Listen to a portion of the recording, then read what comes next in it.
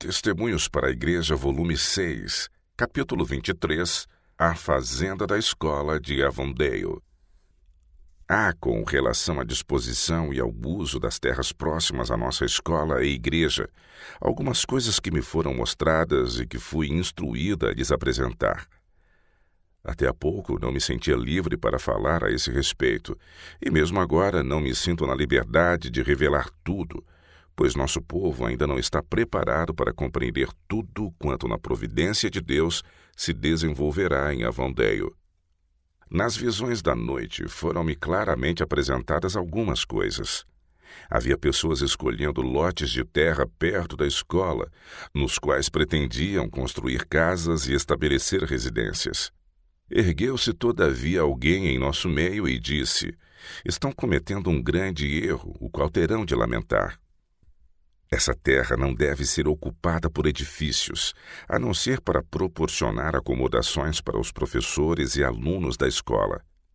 A terra ao redor da escola é para ser reservada como a fazenda da escola. Ela deve se tornar uma parábola viva para os alunos.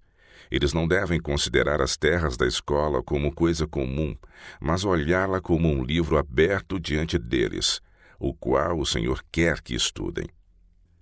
Suas lições comunicarão conhecimento vital para as pessoas.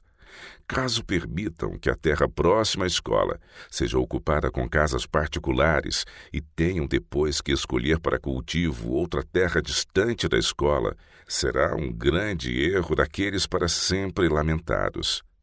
Toda a terra nos arredores do edifício escolar deve ser considerada como fazenda da escola, onde os alunos podem ser educados sob a direção de habilitados superintendentes.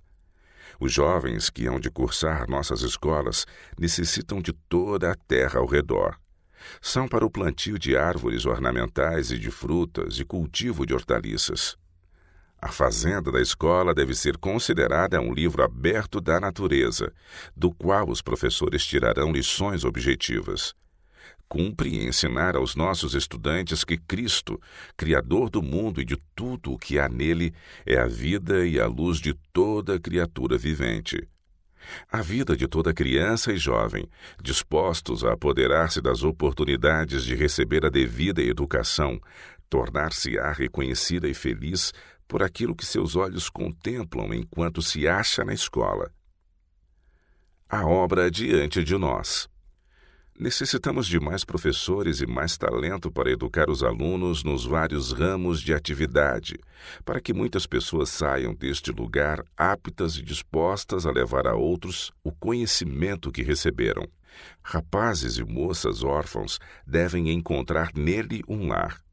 Devem ser construídos edifícios para um hospital e prover barcos para atender a escola. Deve ser empregada para gerir a fazenda uma pessoa competente e também homens prudentes e enérgicos para supervisionar os vários empreendimentos industriais, homens que empreguem seus talentos inteiramente para ensinar os alunos a trabalhar. Virão à escola muitos jovens com o desejo de aprender preparo em atividades industriais. A instrução nesse ramo deve incluir contabilidade, carpintaria e tudo quanto diz respeito à agricultura. Devem também ser feitos preparativos para ensinar ferraria, pintura, arte culinária, fazer sapatos, padaria, lavanderia, consertos de roupa, datilografia e impressão. Toda a energia de que dispusermos deve ser posta nessa obra de preparo, a fim de que saiam alunos preparados para os deveres da vida prática. As casas e edifícios essenciais ao trabalho escolar devem ser construídos pelos próprios alunos.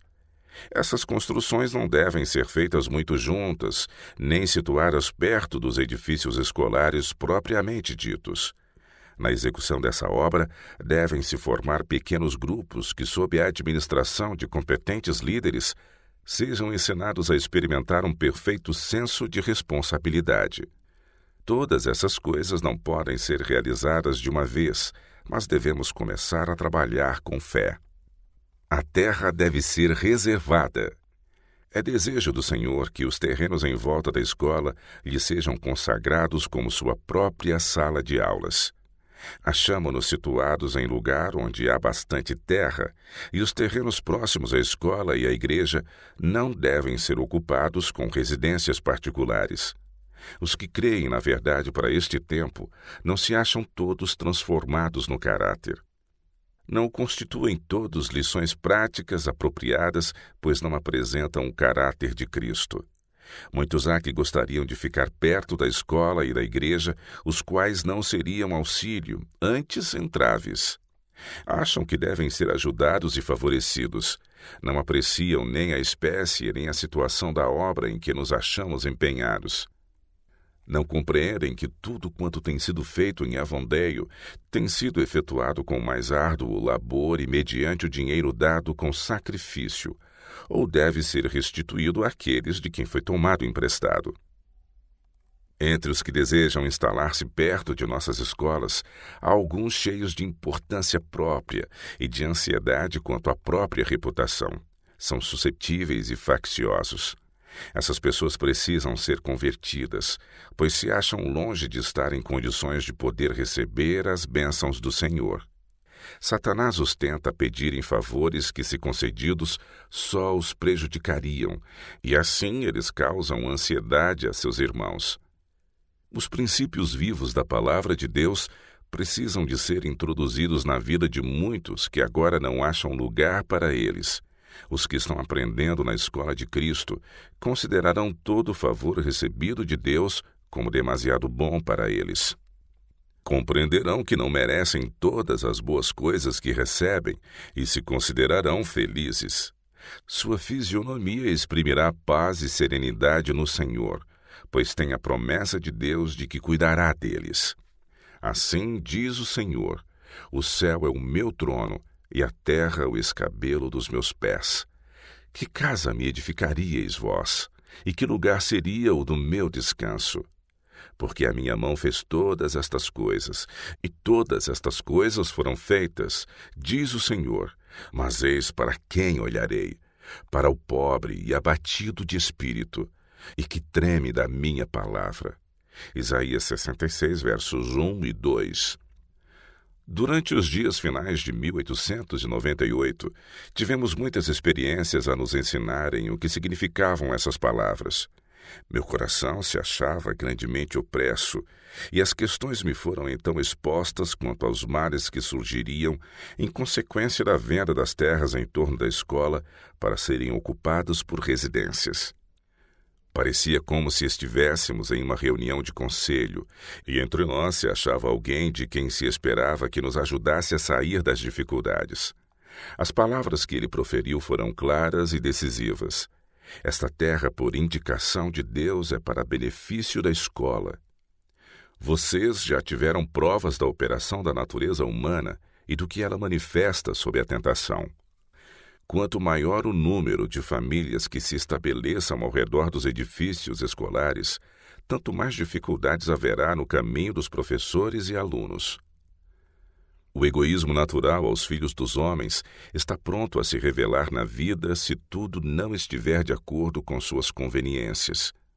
A terra anexa à escola deve servir de fazenda para a mesma, e esta deve ocupar muito mais espaço do que vocês estão pensando. Deve ser feita nela uma obra em harmonia com os conselhos dados. Avondale deve ser um centro filantrópico.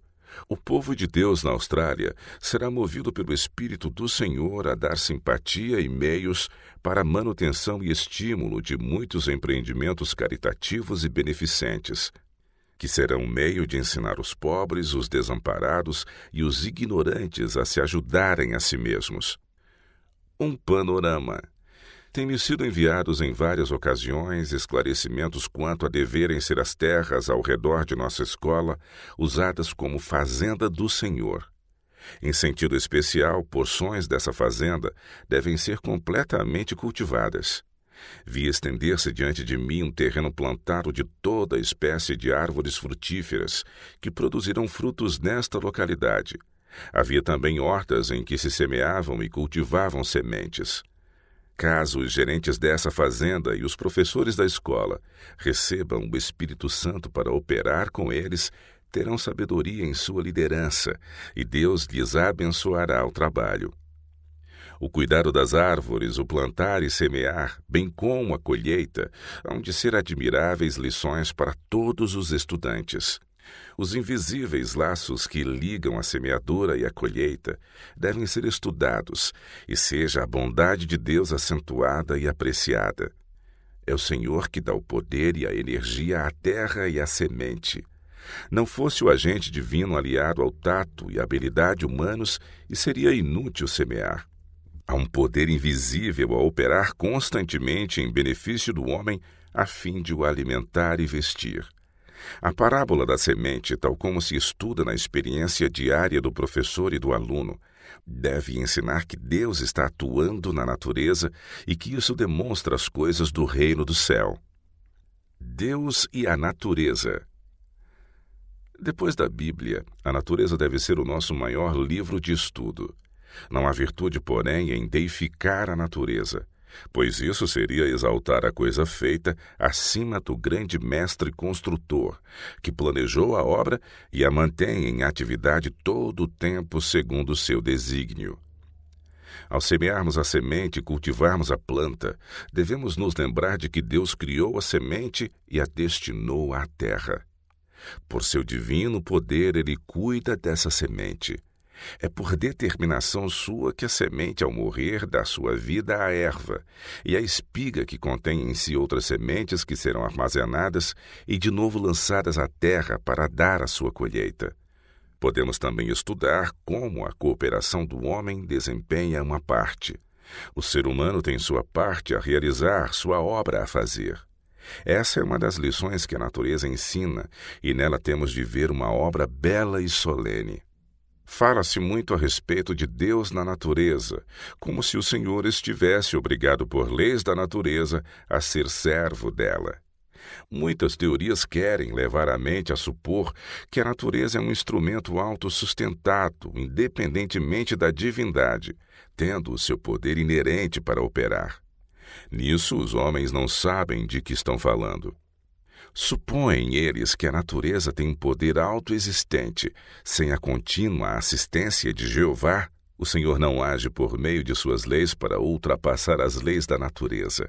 Ele realiza a sua obra por meio das leis e atributos de seus instrumentos, e a natureza obedece a um assim diz o Senhor.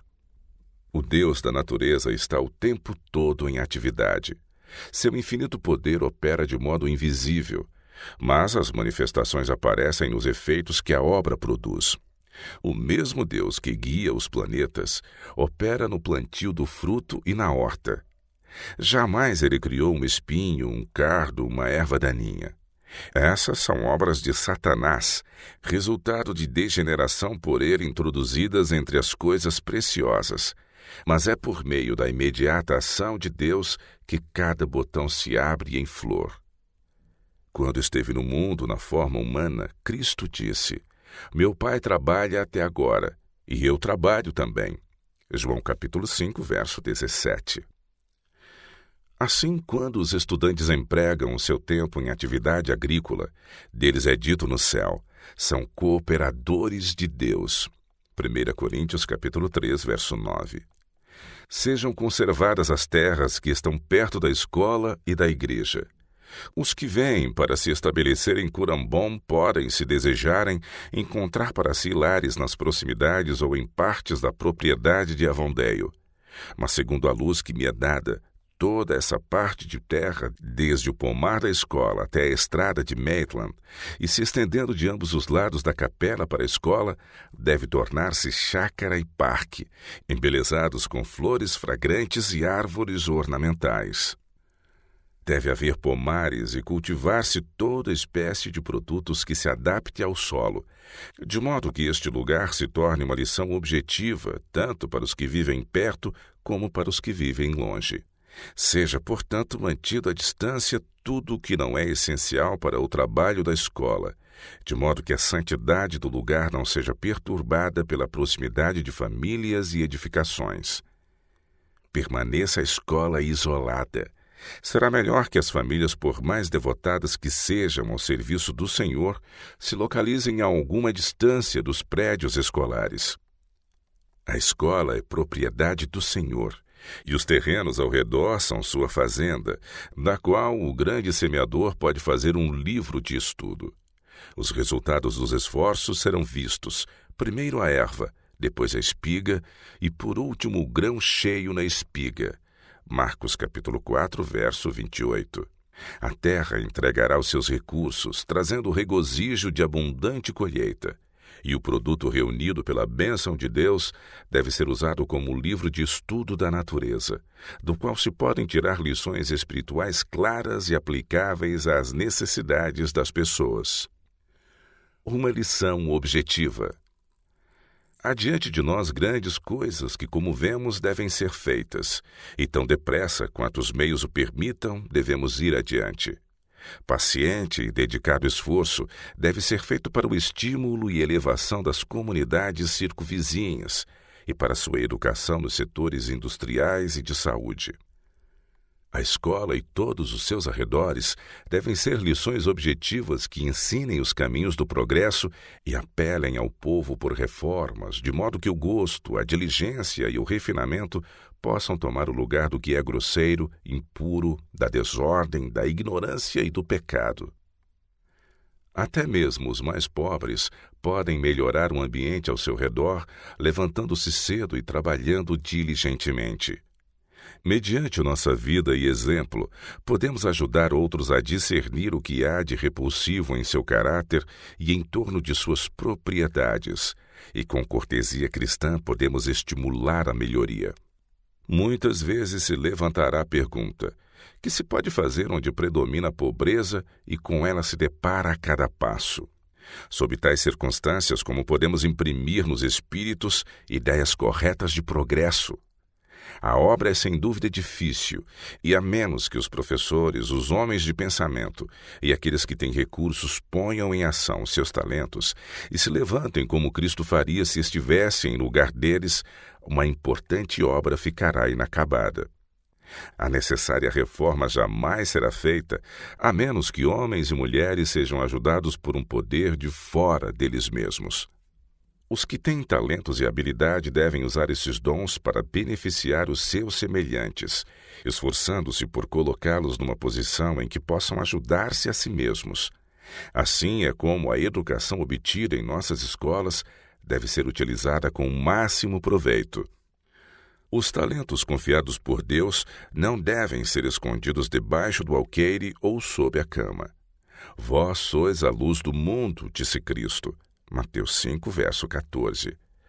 Quando virem famílias vivendo em galpões, com escassez de mobiliário e de roupas, sem utensílios ou livros e outros indícios de refinamento em seus lares, não demonstrarão interesse por eles e não procurarão ensinar-lhes como usar suas energias com o máximo rendimento, de modo que haja progresso e seu trabalho avance. É mediante diligente trabalho, fazendo-se o mais sábio uso de toda a habilidade, aprendendo a não desperdiçar o tempo, que serão bem-sucedidos em melhorar suas propriedades e cultivar sua terra. Esforço físico e faculdades morais devem estar unidos em nossas tentativas de regeneração e reforma. Devemos procurar obter conhecimento tanto nos aspectos temporais como espirituais, para que possamos comunicá-lo a outros. Devemos procurar viver o Evangelho em todos os seus ângulos, de modo que suas bênçãos temporais e espirituais possam ser experimentadas por todos em torno de nós. Trabalho missionário, o melhor treino. O Senhor abençoará com certeza a todos os que procuram beneficiar a outros. A escola deve ser de tal modo dirigida que professores e alunos estejam de contínuo aumentando em poder mediante o fiel uso dos talentos que lhes foram concedidos. Pondo em prática o que aprenderam, crescerão constantemente em sabedoria e conhecimento. Devemos aprender no livro dos livros os princípios segundo os quais devemos viver e trabalhar. Ao consagrar todas as habilidades que Deus nos deu àquele que tem o primeiro direito a elas, podemos fazer apreciável progresso em tudo que seja digno de nossa atenção. Quando abraçado com esse espírito, o trabalho missionário torna-se enobrecedor e inspirador, tanto para o obreiro como para a pessoa ajudada. Todo aquele que se declara filho do Rei Celestial busque representar constantemente os princípios do reino de Deus. Lembre-se de que no espírito, em palavras e em obras, ele deve ser fiel e leal a todos os preceitos e mandamentos do Senhor. Devemos ser fiéis súditos do reino de Cristo, dignos de confiança, para que os que são mundanos possam ter uma fiel imagem das riquezas, da bondade, misericórdia, compaixão e cortesia dos cidadãos do reino de Deus. Os estudantes que obterão o máximo bem da vida são os que viverem a palavra de Deus em suas relações e trato com os semelhantes. Os que recebem para dar experimentarão a maior alegria nesta vida. Aqueles membros da família humana que vivem para si mesmos estão sempre em carência, pois jamais ficam satisfeitos. Não existe cristianismo algum em cercar de simpatia nosso próprio coração egoísta. O Senhor indicou os condutos pelos quais deixa fluir sua bondade, misericórdia e verdade. E devemos ser co-obreiros de Cristo para comunicar a outros sabedoria prática e benevolência. Devemos levar-lhes à vida alegria e bênção, fazendo desse modo um bom e santo trabalho. Se a escola de Avondale tornar-se um dia o que o Senhor está desejando que seja, o esforço missionário dos professores e estudantes dará fruto. Tanto na escola como fora, súditos bem dispostos serão levados à obediência a Deus. A rebelião que ocorreu no céu sob a força de uma mentira e o engano que levou Adão e Eva a desobedecerem à lei de Deus abriram as comportas das maldições sobre o mundo. Mas todos os que crerem em Cristo poderão se tornar filhos e filhas de Deus. Mediante o poder da verdade podem ser restaurados e o homem caído pode tornar-se leal a seu Criador. A verdade peculiar em seu operante poder é adaptada à mente e coração de pecadores extraviados.